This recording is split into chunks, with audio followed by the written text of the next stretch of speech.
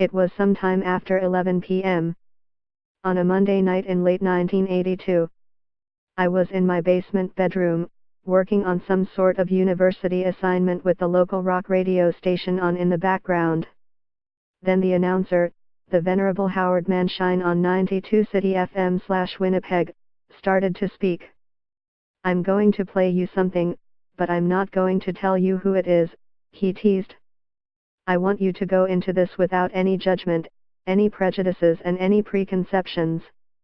Just listen to the music and judge it for what it is." Read more. Matt Lauer caught on camera telling Meredith Vieira to keep bending over. It should be noted that I was an extremely snobby, opinionated and obnoxious music fan back then. Not only was rock the only music that mattered that was good, proper, righteous, I wouldn't ever hear any argument to the contrary. Then this sound came out of the radio. After the song was over, I had to agree that it was pretty damn good. When Manshine revealed that the artist was Michael Jackson, I nearly passed out. A trap had been skillfully set by the DJ and he caught me in my own prejudices. I never forgot that lesson.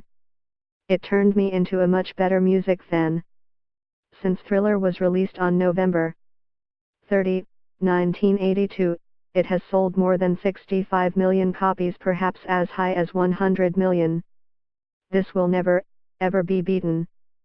You can wait until the sun turns into a red giant and devours the inner planets, and Thriller will still be the biggest selling album in this part of the Sagittarius arm of the Milky Way. It didn't start out this way. When the record was released, it was hardly greeted with hallelujahs and hosannas. Many mainstream outlets, including the Venerable Time, missed mentioning it altogether. Watch below. Miami Art Show features Michael Jackson's pet chimpanzee Bubbles' masterpieces.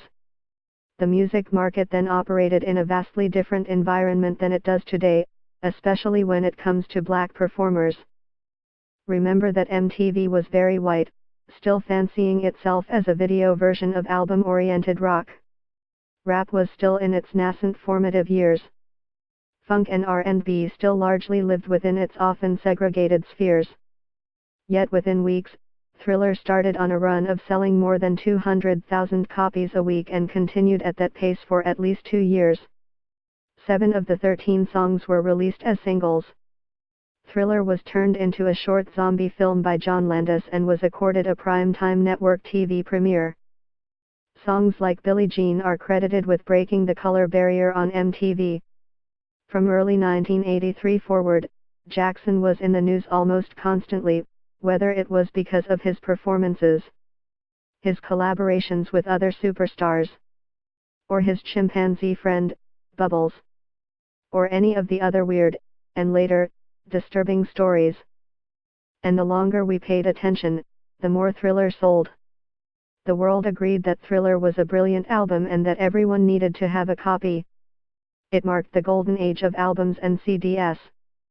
From a sheer sales perspective, we will never, ever see another album like this again. Consider the awesomeness of its timing.